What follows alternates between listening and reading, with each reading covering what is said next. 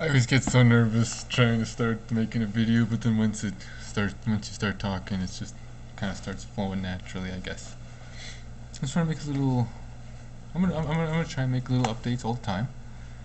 And you know what? I was really thinking about something here, and something that maybe you guys should think about too. Call me crazy if you want to, but you know, all great men in history, every single one of them grew up with everyone that they knew calling them insane. So just because the other individual didn't have the idea first, or whatever, for whatever reason. And I think maybe I should talk about this for a little bit, because I think it's a little interesting. Maybe it's true. Maybe, who knows? And I'm gonna skip ahead a little bit and then I'm gonna come back. I'm only gonna show you one of my designs, and I have lots. One real design. You know the rumors that Nikola Tesla made a time machine. Nikola Tesla made a death ray. All this other cool inventions, and you see it. Wait, where's my hand? Whoa, there it is. There's my hand. You see that light back there? See that light right there? All that electricity right there. Oh, right there. All those electrical cables. People like Nikola Tesla and his friends are the ones who made that stuff. And I don't believe Nikola Tesla actually made a time machine at all. Here's where it gets interesting as to some of my ideas. I was struck by lightning as an infant. And for anyone who's seen a Nikola Tesla documentary knows that when he was born, a bolt of lightning was struck. Boom, at least that's in the documentary I read. And I believe that, and we've all seen the picture of him being surrounded by that cage and the lightning bolts going around shooting off. I don't believe he was working on a time machine at all.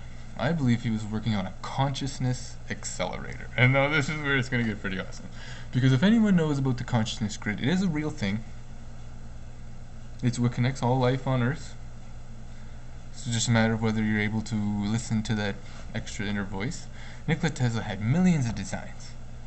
And I believe that he actually really did build a consciousness accelerator. And with me being struck by lightning, okay, well, I wasn't legitimately struck. It was like 2 feet in front of me. Anyways, the whole story behind it in later days, if you guys really want.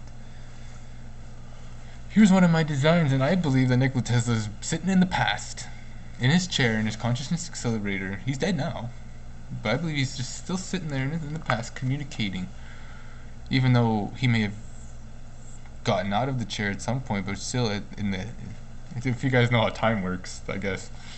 And he's communicating with me and other certain individuals. Well, it goes past Nikola Tesla in this whole idea of the consciousness grid and all that other stuff. Because if you guys look at history, if you go watch a certain documentary, I don't remember what it's called, like Secret Hidden Knowledge, something like that. Google that, and you see on a graph. We'll start over here, this way. Okay, you see on a graph that there's certain peaks in human. Am I going the wrong way? Yeah, I'm going the wrong way. Whatever. You see certain peaks in human intelligence, like throughout the past several 100,000 or however many thousand years that it just comes every couple 100 years. And again, I believe that today's day. Here's one of my designs, and I believe that this is one of 3 ultimate possibilities, which originally it was for the consciousness accelerator, and then I realized that the design could be adapted into various other actual modern day sensible. I'm only going to show you this one. I have this book isn't full or anything. It's got like 10 pages so far, and I got lots more designs. I still got to write down. Look at that. I'm actually pretty sure that with said calculations, a consciousness accelerator is possible. Increased. And if you guys watched Back to the Future, yeah, that big thing that Doc had on his head, I was consciousness accelerator, being able to tap, yeah. And well, the really fun part about this is that it's not just that. Like, even though it kind of did start out like that, then I evolved it I added little bits right there. I thought, it would also really work as a virtual reality hookup, right? Actually, and there's three designs: consciousness accelerator, VR hookup. Like, look at that. If you actually, anyways, and then a sphere. And a sphere is a design that I have that is yet to be talked about. It has to do with cataclysmic events such as earthquakes, volcanoes. And a sphere is a strategically placed habitat ensuring the requiem of the entire species. And that's later date because it's all designs in my head that I still have to get out. Just, yeah, I wanted to show you guys this because I'm pretty sure if I'm telling you guys that maybe Nikola Tesla is sitting there in the past communicating certain informations, maybe it's not too inaccurate. Who knows? Could just be a loony, but at the same time, feeling pretty inspired lately. And whether you guys want to listen to any of my ideas about saving the world, because the world we live in is kind of shitty. The recycling depot doesn't take plastic anymore.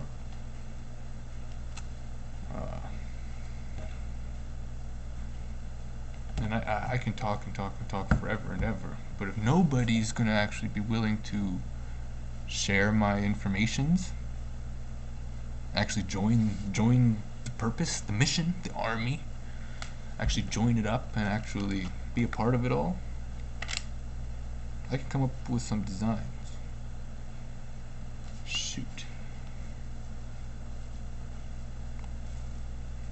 And ultimately, whether a consciousness accelerator is actually legitimate or not, that actually does look like a pretty kick-ass VR hookup. And I've seen, my girlfriend just showed me one like 10 minutes ago, and I had to pull that up because I wrote that in like a year ago or whatever, year and a half ago, wrote that. And I thought, she showed me a VR setup where it's like the one that goes around your waist, and when you're running, you stand in one spot, and it's like, that's good, but you can't crouch or lay down. With this one, even though it did start out with something else, in this one, there's enough room that you can actually lay down and have a. I marked the for suspension wires. Yeah, whatever. I'm just talking about some designs. Maybe I'm a smart guy, maybe I'm not. And I'm gonna talk about the actual VR hookup, because why not? Just yammer. Pretty sure I nailed it down to only needing to have two support parts between the body and the system. Like between the body and the system, you only need two parts, in like 1 and 2 in the front, and then 1 and 2 in the back, and then you just have suspension cables connecting the rest of the measurement system. What else do I talk about now? I could just fucking pause it for a bit and figure out something else to yammer about, because it's all about getting the people knowing about what I'm talking about. Really could excel the human race given the chance. I'm not the smartest guy. In fact, I don't know how to talk in front of a group of people. That's why I'm kind of doing this. I'm a kind of a loser right now. Nobody knows who I am. Everyone thinks I'm kind of nuts. Maybe I am. Going on about the consciousness grid. A few years ago, I was talking to my cousin about some of my ideas, and he said, "You know what, Brandon?" He said, "It sounds like your pineal gland is really big," and it's like, oh man. Thank you, because the pineal gland is, I don't know, it's probably around, I don't know where it is. But I do, with what he said, I already knew that, and that it was just coincidencing that he said my pineal gland's probably a bigger size compared to everyone else's. Me being able to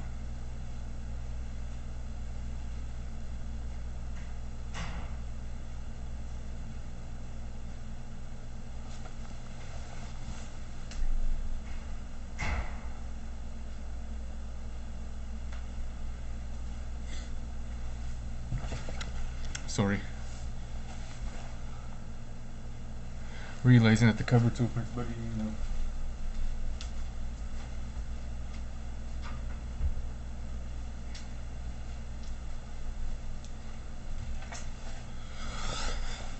With all that being said, I'm already at 10 minutes, and I doubt anyone's even gonna make it to past the first 2 minutes.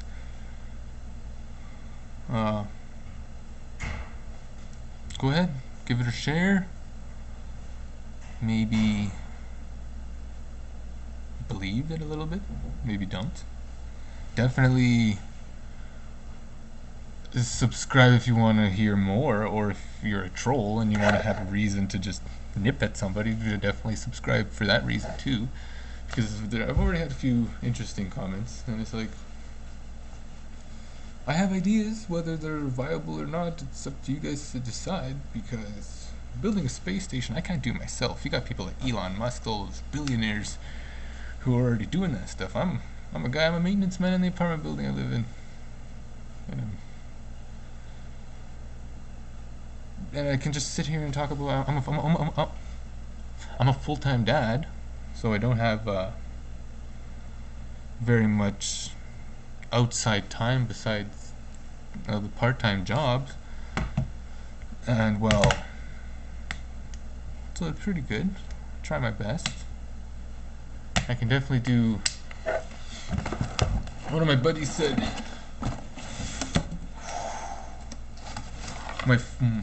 half of my suit fits in one box.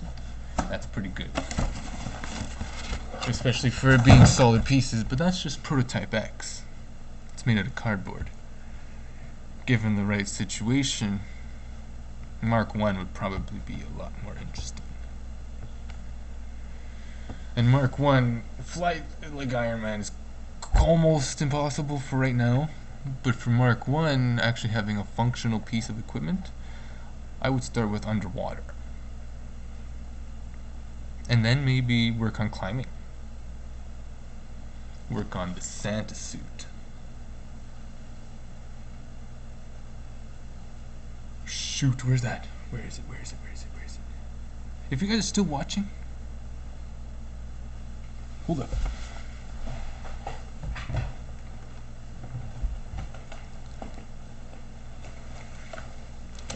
Yeah. I really hope that nobody out there is nasty and wants to just take my ideas and just do whatever, because I guess the date of the videos uploading is something that you can consider. I have great ideas for a video game, and I kind of was working on one for a bit, but then my file crashed and got busy doing other things. Here's a few. There's level. Wait. I think that's level 2. That's level 1 of pre-game of something that I could design, but not. If you guys really do like games, and here's the way I look at things. Games nowadays are pretty cheap, so I don't play them that much. Love Minecraft, some Fallout 4, some racing, but other than that, don't play them. Don't play that much because they're all boring. And you know, if you here's an example: you play a zombie game. You level up, then the zombies level up, just because you leveled up to keep the game getting harder. And you see that in a lot of games. And you know what? Here, I don't know if I can mention. Yeah, you know, Destiny 2. I think that is an incredibly cheap example. And the reason I'm talking about this is because my quality of expectations for things. I'm not, like I said, I'm not the most perfect guy, but whatever. For Destiny 2, in the first 5 minutes of the game, you lose your powers. That's a great story development plot right there. It's like, oh shoot, all of a sudden if you die, there's no coming back. And guess what? Less than 20 minutes later, you get your superpowers back. I never played the game, but I was watching somebody else play it, and I was just thinking, because in the first 2 episodes, lost his powers, got his powers back. And all I was thinking was like, oh man. The only reason that Bungie, and you know, I love Bungie, Halo was great, but the reason that video game developers and movie developers, they all do that is just to get your attention in the flash. It's like, ooh, you know, gotta get people's attention, give them all those powers back and stuff, which they could have twisted it that even if you die, you just go back to a checkpoint. That even though there's no coming back, they still could have twisted it around or something like that, or made it so then there's enough more than enough health units around like that. Anyways, with that being said about like level progression in zombie games or whatever games, you know, you get better, then the game gets harder because you're getting better. and with storylines like that. And you guys, if you guys watch it, you'll see what I'm talking about. It's everywhere. This is a leveling system that will be designed by Bellinic Enterprises in a video game. Smart. Strategy. Yeah, you guys can. I'll move it like that so you guys can see it.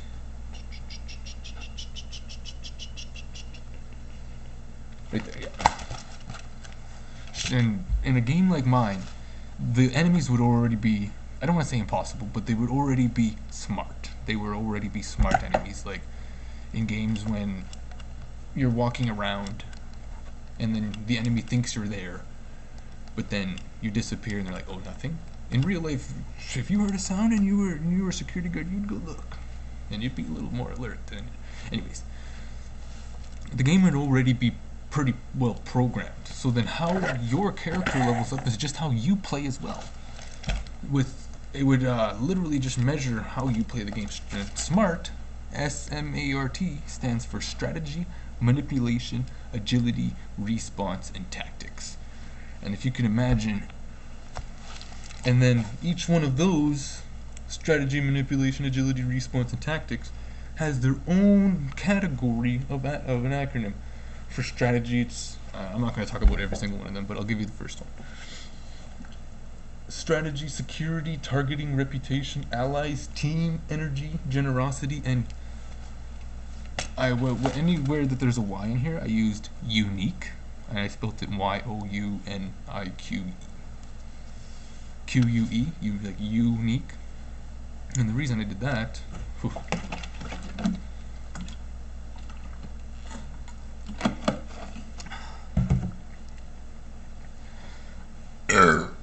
excuse me. And the reason I did that was just to make it a lot really immersive, and if I could actually do any of my ideas like that, and entertainment would be the biggest one. And my game would be called War. If anybody even made it this far, this is probably the only time I'm going to mention Smart and War in a video for right now, because it's not a project that's really capable of me doing by myself, even though there are solo video game developers out there. I just got so much other things that can't really make a video game. I probably could, but yeah. So yeah, there's even a kind of like 3D model view of the first level. I got all these. I'm pretty good at what I do. I do as much as I can. Probably not as much as I should. Otherwise, I'd already be kind of famous on YouTube if I was doing more as much as I should, I guess. But I guess that's good enough. 18 minutes. Doubt anybody's even gonna watch it, anyways. So have a good day.